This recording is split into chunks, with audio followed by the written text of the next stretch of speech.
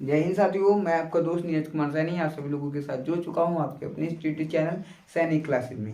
साथियों जय हिंद साथियों। तो उसके बाद क्या हुआ था 1826 में साथियों। सबसे पहले मैं आपको जो आपका टॉपिक है सिंधु घाटी सभ्यता यूपी ट्रिपल एस सी पेट का जो सबसे इम्पोर्टेंट टॉपिक है, या फिर अदर एग्जाम्स के लिए जब आप हिस्ट्री को पढ़ना शुरू करेंगे तो इंडियन हिस्ट्री जब आप पढ़ेंगे तो सबसे पहले आपको टॉपिक पढ़ना होगा सिंधु घाटी सभ्यता। उसी पर मैं बात करता हूँ सिंधु घाटी सभ्यता। तो साथियों ये जो सिंधु घाटी सभ्यता है इसके बारे में सर्वप्रथम जानकारी किसको मिली थी? तो साथियों 1826 में चार्ल्स मैसन। कौन थे? चार्ल्स मैसन ने इस सभ्यता पर प्रकाश डाला। साथियों सबसे पहले इस सभ्यता के बारे में जानकारी किसको मिली थी? चार्ल्स मैसन को 1826 में मिली। अगर कभी भी एग्जाम में प्रश्न पूछा जाए कि सिंधु घाटी सभ्यता के बारे में सबसे पहले जानकारी किसको मिली थी, तो 1826 में चार्ल्स मैसन ने इस सभ्यता पर प्रकाश डाला। 1826 में चार्ल्स मैसन ने डाला। उसके बाद 1853 में साथियों क्या हुआ? Alexander Cunningham. अलेक्जेंडर कनिंघम ने क्या किया? इस सभ्यता का सर्वेक्षण किया साथियों। और उसके बाद सबसे पहले 1826 में चार्ल्स मैसन ने बताया कि ये सिंधु घाटी सभ्यता के ऊपर प्रकाश डाला था। लेकिन उसके बाद 1853 में अलेक्जेंडर कनिंघम ने इसका क्या कर दिया? सर्वेक्षण किया। और उसके बाद 1856 में जब लाहौर से कराची की रेलवे लाइन बिछाई जा रही थी तो जॉन बार्टन एवं विलियम बार्टन ने क्या किया? इस सभ्यता की ईंटों का प्रयोग किया था साथियों। क्या किया था? इस सभ्यता की ईंटों का प्रयोग किया था। तो सबसे पहले सिंधु घाटी सभ्यता के बारे में जानकारी किसने बताई? चार्ल्स मैसन ने इस सभ्यता पर प्रकाश डाला। कब डाला? 1826 में। उसके बाद 1853 में अलेक्जेंडर कनिंघम ने इसका क्या किया था? सर्वेक्षण किया था। और 1856 में जॉन बार्टन एवं विलियम बार्टन ने इस सभ्यता के ईंटों का प्रयोग लाहौर से कराची की रेलवे लाइन निर्माण में किया था। और साथियों तो इतनी चीजें आपको क्लियर हुई कि सिंधु घाटी सभ्यता के बारे में सबसे पहले प्रकाश किसने डाला था। तो साथियों याद रखना है सिंधु घाटी सभ्यता के ऊपर सबसे पहले प्रकाश किसने डाला था? तो चार्ल्स मैसन ने 1826 में। उसके बाद 1853 में अलेक्जेंडर कनिंघम ने वहां का सर्वेक्षण किया। फिर 1856 में जॉन बार्टन एवं विलियम बार्टन ने जब लाहौर से कराची के बीच में रेलवे लाइन बिछाई जा रही थी तो इस सभ्यता की ईंटों का प्रयोग किया। और साथियों उसके बाद 1856 में अलेक्जेंडर कनिंघम ने दोबारा इस सभ्यता का सर्वेक्षण किया। और साथियों याद रखना है अब 1856 में अलेक्जेंडर कनिंघम ने क्या किया था? दोबारा इस सभ्यता का सर्वेक्षण किया। और साथियों 1861 में क्या हुआ था? भारतीय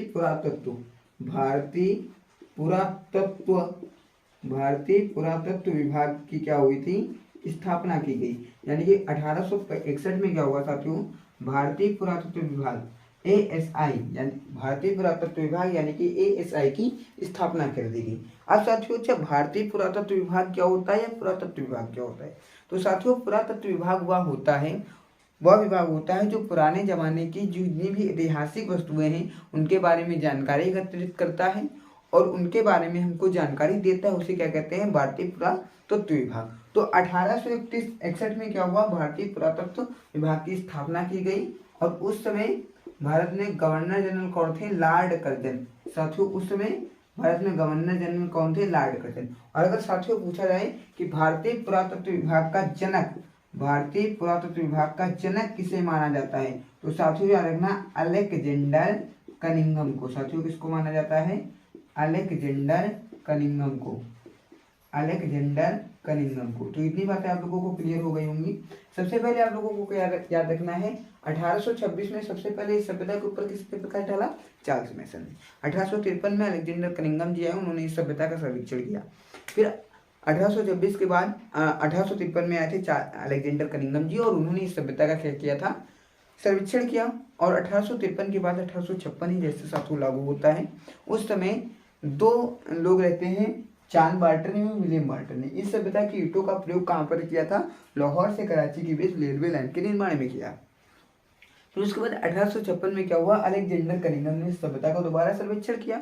और 1861 में भारतीय पुरातत्व विभाग की स्थापना ASI की स्थापना हुई लॉर्ड कर्जन के शासनकाल में। और अलेक्जेंडर कनिंघम को भारतीय पुरातत्व विभाग का जनक भी कहा गया। साथियों इतनी बातें आप लोगों को क्लियर हो गई होंगी।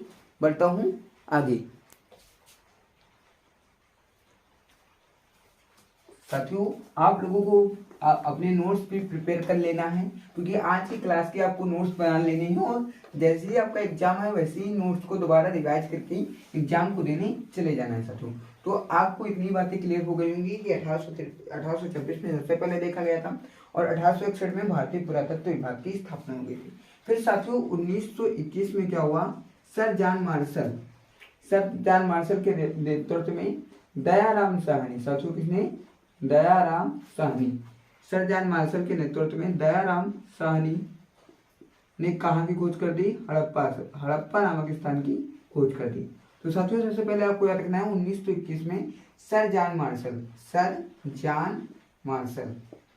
जॉन मार्शल के नेतृत्व में राखलदास बनर्जी ने किसकी खोज कर दी, हड़प्पा सभ्यता की। और 1922 में साथियों क्या होता है, 1922 में दयाराम साहनी ने हड़प्पा सभ्यता की खोज कर दी साथियों। और उसके बाद 1922 में राखलदास बनर्जी आ जाते हैं। कौन आ जाते हैं, राखलदास बनर्जी। और राखलदास बनर्जी किसकी खोज कर देते हैं, मोहनजोदड़ो की। और लगातार 2 स्थानों की लगातार खोज होने के बाद सर जॉन मार्शल ने क्या कर दिया, इस सभ्यता को एक हड़प्पा सभ्यता 1924 में ये पूरी की इसको क्या घोषित कर दिया, हड़प्पा सभ्यता 1924 में सर जॉन मार्शल ने घोषित कर दिया। तो सबसे पहले आपको क्या याद करना है कि हड़प्पा सभ्यता पर सबसे पहले प्रकाश किसने डाला था, तो चार्ल्स मैसन ने डाला। और उसके बाद 1921 में जब दयाराम साहनी ने हड़प्पा सभ्यता की खोज की और हड़प्पा नामक स्थान की खोज की, और 1922 में राखलदास बनर्जी ने मोहनजोदड़ो की खोज की, तो उसके बाद सर जॉन मार्शल जो थे उन्होंने 1924 में हड़प्पा सभ्यता होने की घोषणा कर दी। तो इतनी बात आप लोगों को क्लियर हो गई होंगी हड़प्पा सभ्यता के बारे में।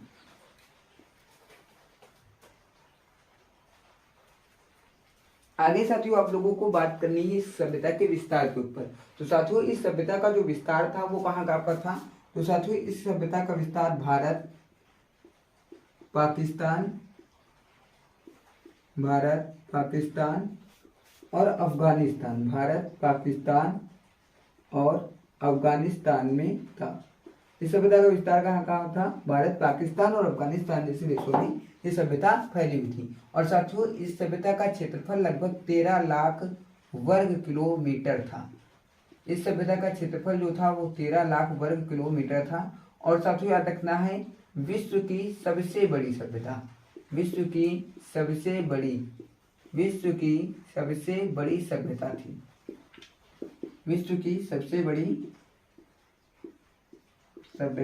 थी। सबसे पहले आपको एक क्या याद रखना है कि हड़प्पा सभ्यता किन किन देशों में फैली थी, तो भारत, पाकिस्तान, अफगानिस्तान। 13 लाख वर्ग किलोमीटर इसका क्षेत्रफल था और विश्व की सबसे बड़ी सभ्यता थी। और इस सभ्यता को कांस्ययुगीन सभ्यता भी कहा जाता है।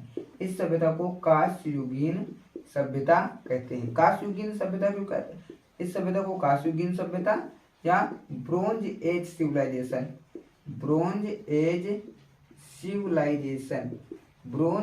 सिविलाइजेशन भी कहते हैं।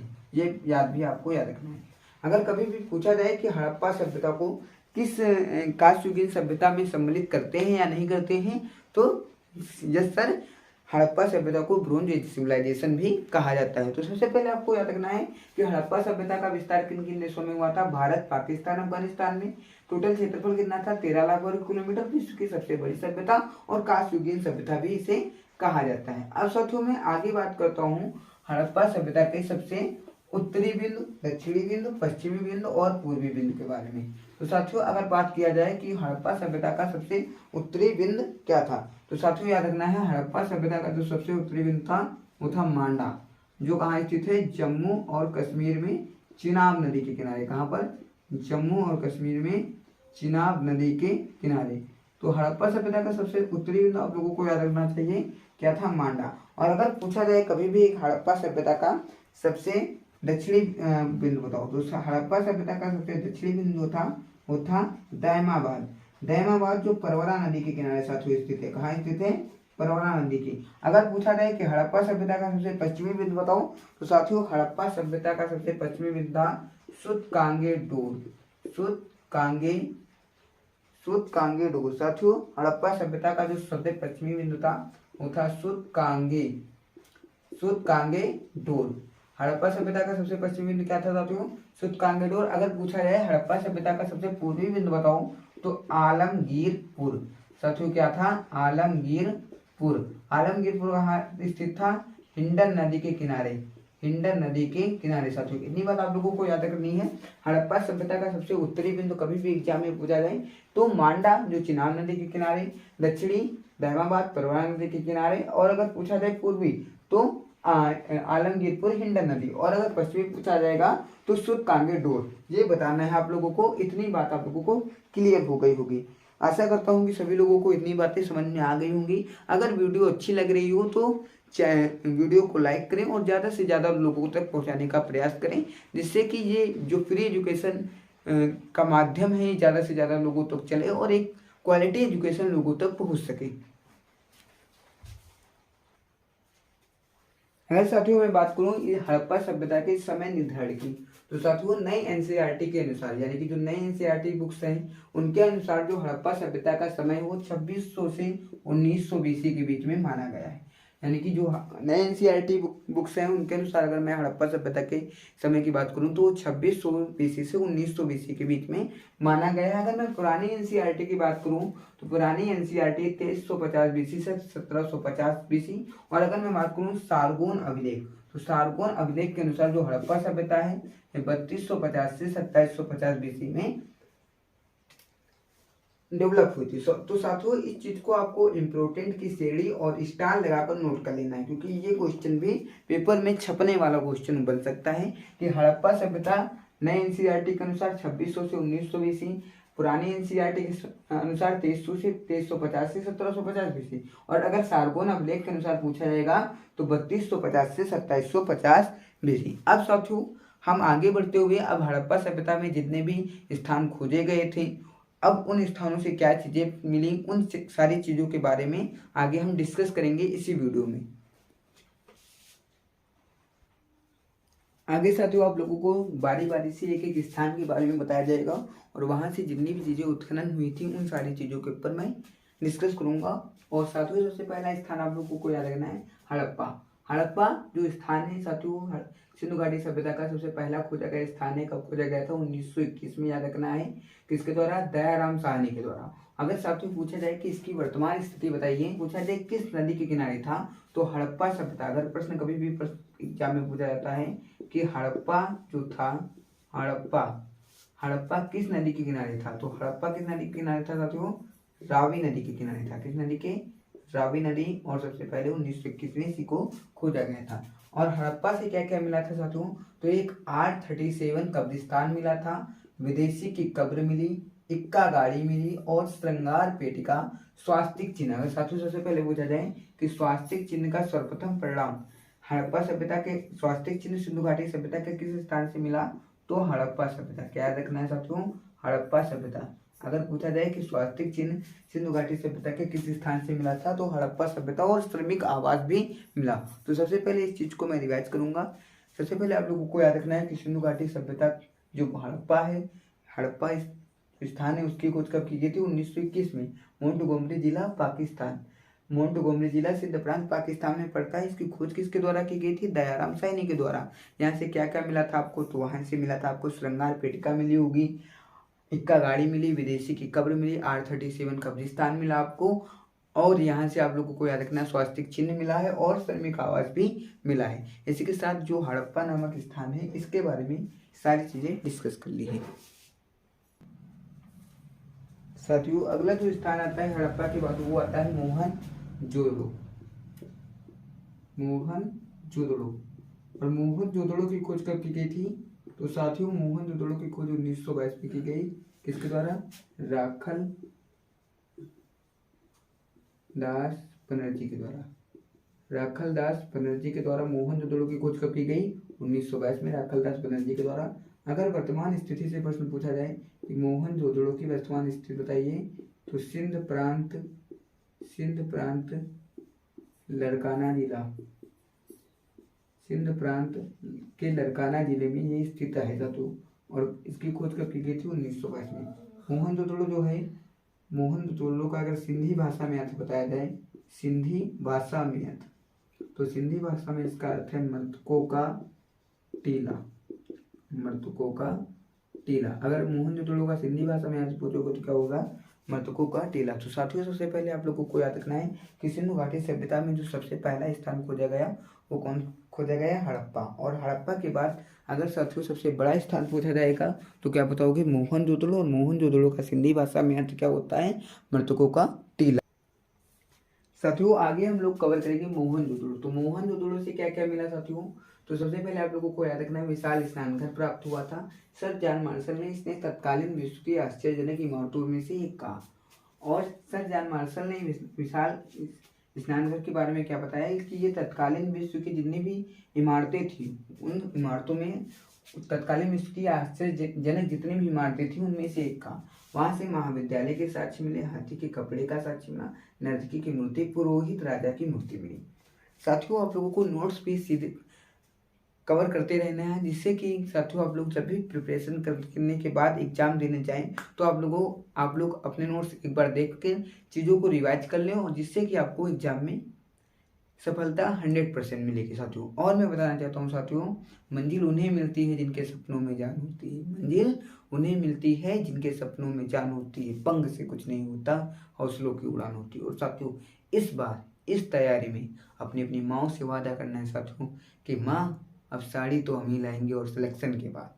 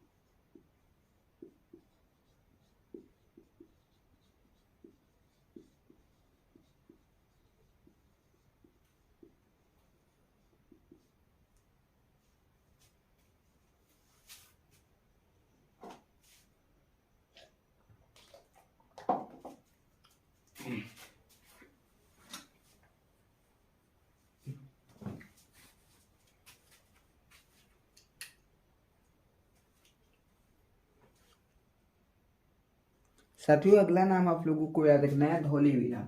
धौलीवीरा साथियों जो था ये कहाँ पाया गया था, गुजरात में। और साथियों इसकी खोज किसके द्वारा की गई थी, रविंद्र सिंह बिष्ट के द्वारा। और ये शहर यानी कि सिंधु घाटी सभ्यता के ज्यादातर शहर जो शहर थे वो दो भागों में विभाजित थे, दुर्ग और निचला शहर। लेकिन ये कितने भागों में विभाजित था, तीन, पूर्व, पश्चिम और मध्य। यानी कि सिंधु घाटी सभ्यता ये तीन भागों में विभाजित था। धौलीवीरा कितना भागों में विभाजित था, तीन भागों में विभाजित था। यहाँ से 16 कृत्रिम जलाशय, स्टेडियम के साथ सूचना पट मिला था जो पारिश युक्त था। याद रखना है साथियों, सिंधु घाटी सभ्यता धौलीवीरा कहाँ स्थित, गुजरात में। इसकी खोज किसने की थी, रविंद्र सिंह बिष्ट ने। तीन भागों में विभाजित, पूर्व, मध्य और पश्चिम। यहाँ से 16 कृत्रिम जलाशय मिले, स्टेडियम के साथ सूचना पट भी मिला था जो पालिश से युक्त था। साथियों इतनी बात आप लोगों को क्लियर हो गई होगी। साथियों अगला जो महत्वपूर्ण स्थान आता है वो आता है चंदोहड़ो। और चंदोहड़ो से क्या क्या मिला था साथियों, ये याद आप लोगों को याद रखना है। तो चंदोहड़ो से पहली चीज क्या मिली थी, तो पहली बात आप लोगों को याद रखना है, चंदोहड़ो एक औद्योगिक नगरी थी। यानी कि चंदोहड़ो किस प्रकार की नगरी थी, औद्योगिक उद्योग से संबंधित नगरी थी। दूसरी बात, चंदोहड़ो से क्या मिला था, मनके बनाने का कारखाना मिला। मनके बनाने का कारखाना मिला था। और सबसे याद रखना है, चंदोहड़ो से मिला था, औद्योगिक नगरी थी, मनके बनाने का कारखाना मिला चंदोहड़ो से। और यहाँ से मिला था साथियों, बिल्ली का पीछा करते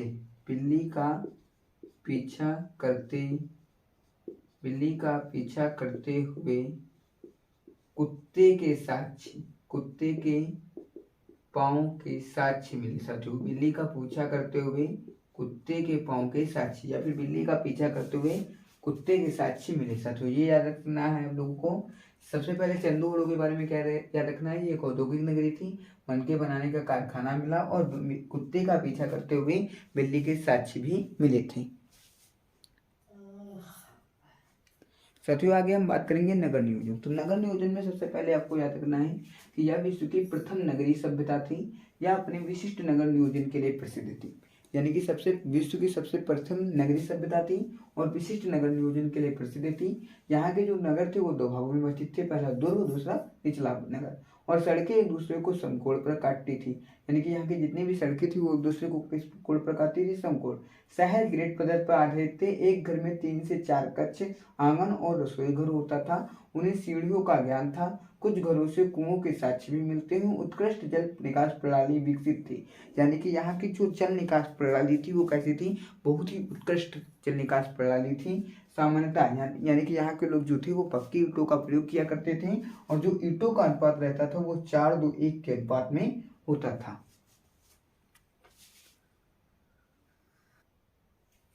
जय हिंद साथियों। अब मैं बात करूंगा राजनीतिक स्थिति पर। अभी तक हमने कहाँ पर बात की थी, अभी तक साथियों हमने बात की थी। अब साथियों हम लोग बात करेंगे राजनीतिक स्थिति पर। इसके पहले साथियों हम लोग नगर नियोजन पर बात कर चुके हैं। राजनीतिक स्थिति में साथियों सबसे पहले मैं बताना चाहता हूँ कि इस यानी कि सिंधु घाटी सभ्यता की राजनीतिक स्थिति की जानकारी का जो है वो अभाव है।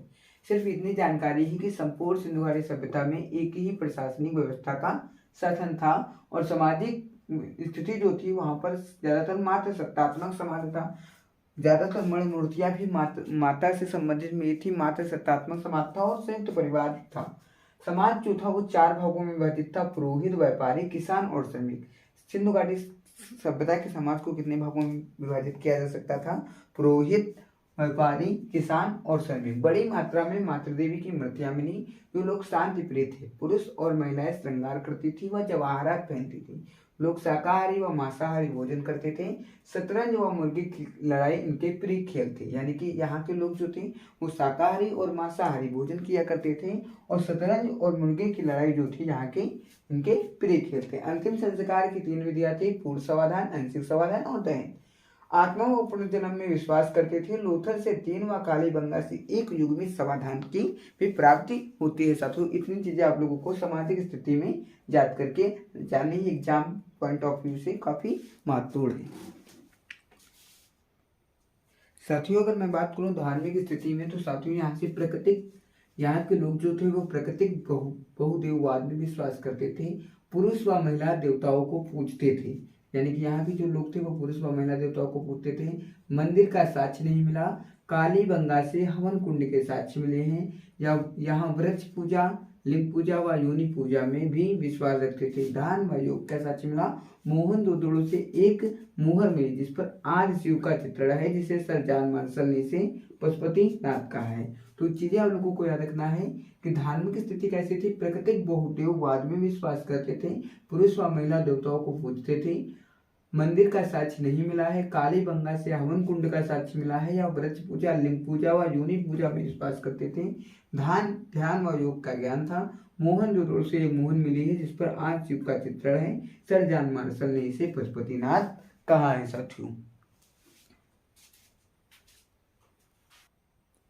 अब साथियों हम बात करेंगे आर्थिक स्थिति पर। तो साथियों जो सिंधु घाटी सभ्यता की आर्थिक स्थिति जो थी वो किस तरह थी, कृषि पर आधारित, यानी कि ज्यादातर लोगों का जीवन यहाँ पर किस तरह पर, किस चीज पर, किस व्यवसाय पर आधारित था, तो कृषि पर आधारित था।